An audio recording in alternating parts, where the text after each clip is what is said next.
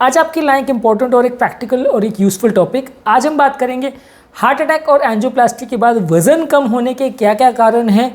और काफ़ी कॉमन लोगों का कंसर्न रहता है कि सब हार्ट अटैक हुआ, एंजियोप्लास्टी हो गई, सब ट्रीटमेंट ठीक है, या बिना हार्ट अटैक के भी एंजियोप्लास्टी हुई, अब वज़न क्यों कम हो रहा है, इसके क्या कारण हो सकते हैं और इससे क्या किया जा सकता है, कैसे इससे बचा जा सकता है, क्या ये सिग्निफिकेंट है, क्या इससे जान का खतरा है या नहीं।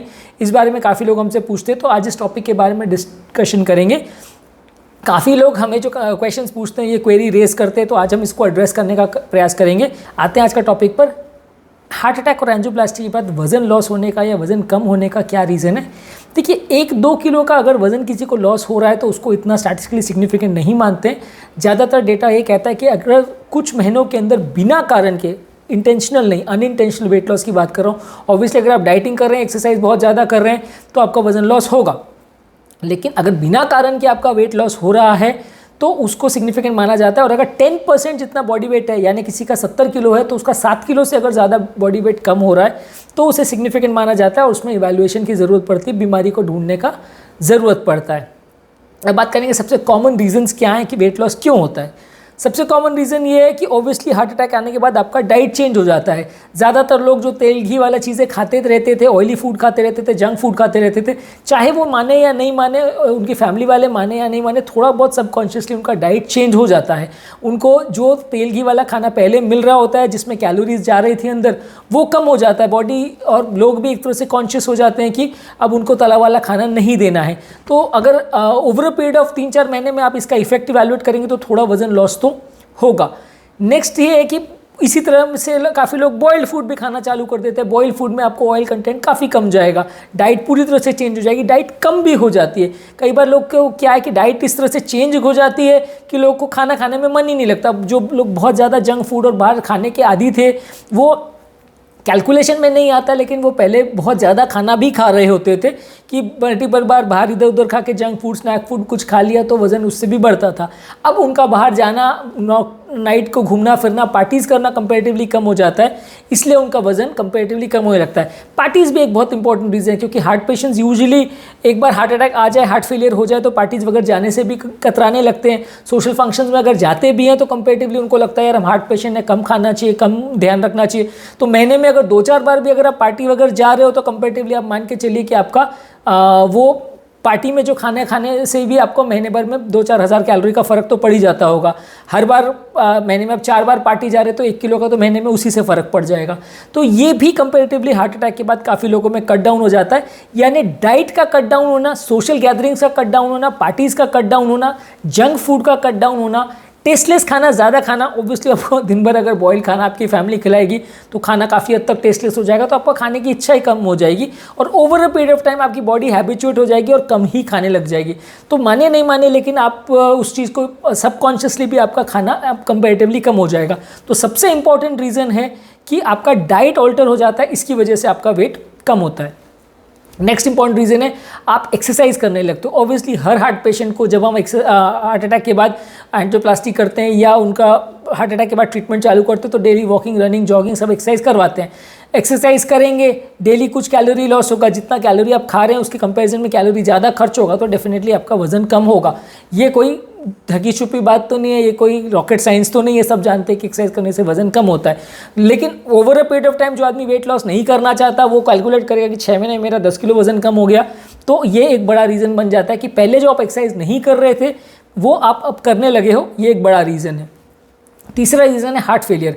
जब हार्ट फेलियर होता है और हार्ट का पंप फंक्शन अगर 30-35% से कम हो जाता है तो बॉडी में कुछ कैचेक्सिन्स और ट्यूमर नेक्रोसिस फैक्टर करके कुछ एबनॉर्मल साइटोकाइंस निकलते हैं। ये साइटोकाइंस बॉडी के फैट के एब्जॉर्प्शन को और बॉडी के मेटाबॉलिज्म को इस तरह से ऑल्टर करते हैं कि वजन कम होने लगता है। इसलिए आपने हार्ट फेलियर के बहुत सारे पेशेंट देखे होंगे जिनका पंप फंक्शन जितना खराब होता है उतना उनका बॉडी वेट बहुत कम होता है। बहुत सारे जिनको सीवियर हार्ट फेलियर और हार्ट का पंप फंक्शन 10-15% पर आ जाता है वो बहुत ज़्यादा वीक दिखने लगते हैं, बहुत ज़्यादा फ्रजाइल दिखने लगते हैं, स्किन लटक जाती है, बॉडी वेट बहुत कम हो जाता है। जितना जिसका वीक हार्ट है उतना ज़्यादा ये कैचेक्सिन ज़्यादा बनेंगे। हालांकि ऑब्वियसली ये हार्ट फेलियर में उतना ज़्यादा प्रोमिनेंट नहीं है, पर किडनी वाले डिजीज़ में या बहुत सारे क्रॉनिक डिजीज़ में आपने देखा होगा कि कंपैरेटिवली लोगों का हार्ट फेलियर की वजह से वज़न कम होता ही होता है। तो ऐसे लोग को डेफिनेटली ये तीसरा कारण है जिसकी वजह से उनका वेट कम होता है। इसके अलावा कुछ मेडिसिन भी हैं जिसकी वजह से वेट कम होता है। हार्ट फेलियर के लिए पंप फंक्शन सुधारने के लिए एक डेपैग्लिफ्लोजिन करके मेडिसिन देते हैं हम।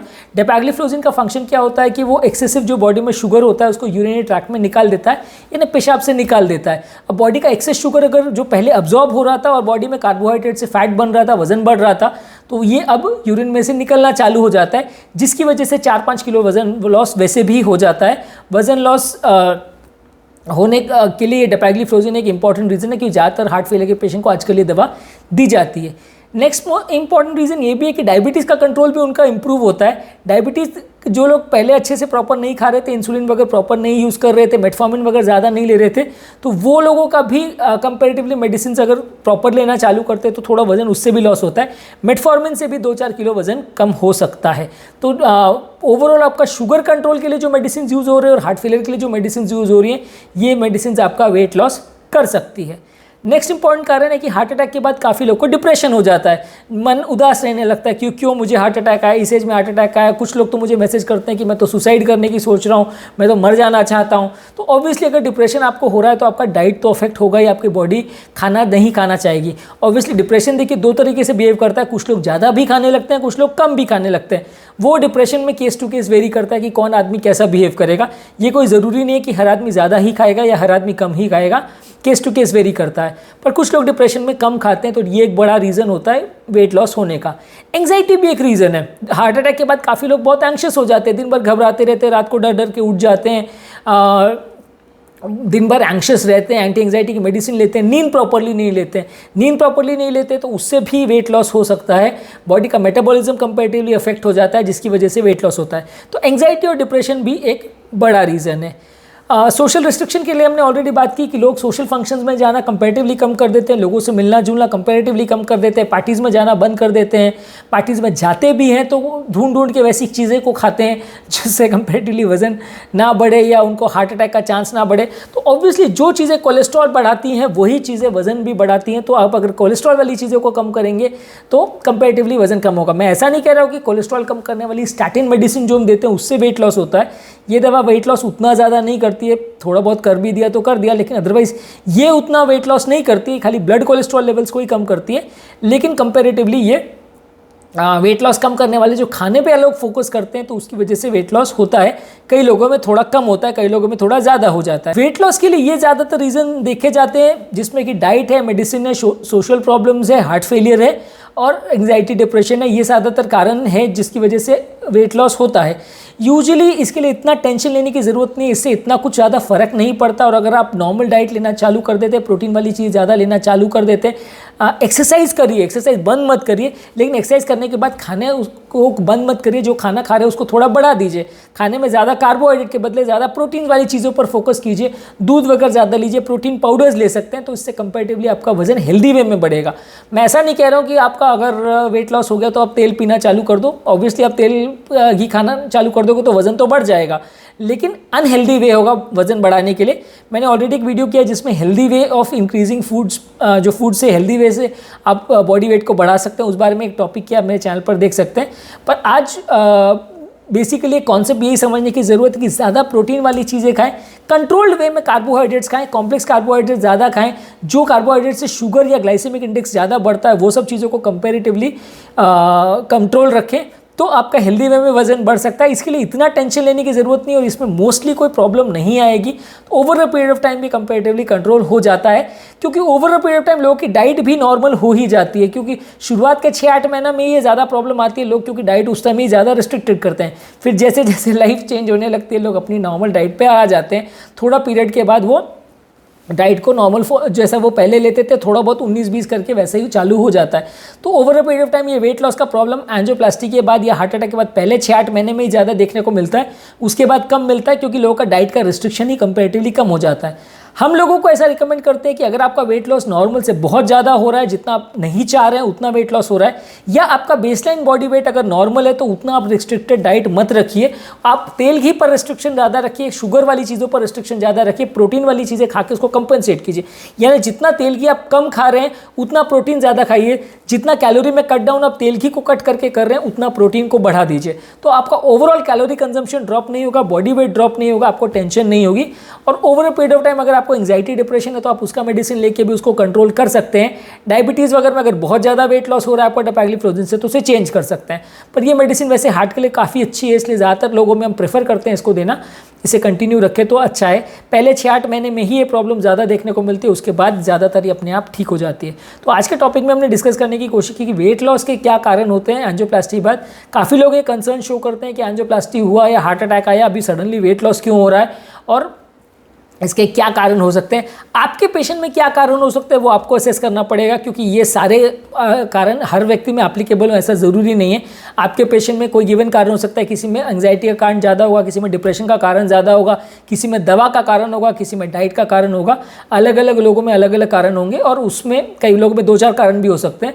उसके हिसाब से आपके पेशेंट को लाइफ को आपको मैनेज करना है। कंपेरेटिवली प्रोटीन वाली चीज़ें ज़्यादा खाइए, तेल घी वाली चीज़ें कम रखिए, तो कंपेरेटिवली आपका वेट लॉस उतना ज़्यादा नहीं होगा।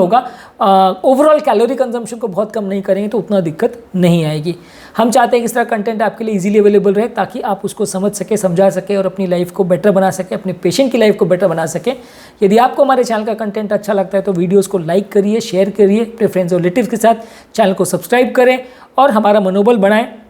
यदि आपके कोई कमेंट्स, क्वेरी, सजेशंस हैं या पेशेंट रिलेटेड डिस्कशन आप कुछ करना चाहते हैं या कोई टॉपिक्स पर आप चाहते हैं वीडियोस बनाएं तो नीचे कमेंट सेक्शन में उनके बारे में बताएं, हम टॉपिक्स को कवर करने का प्रयास ज़रूर करेंगे।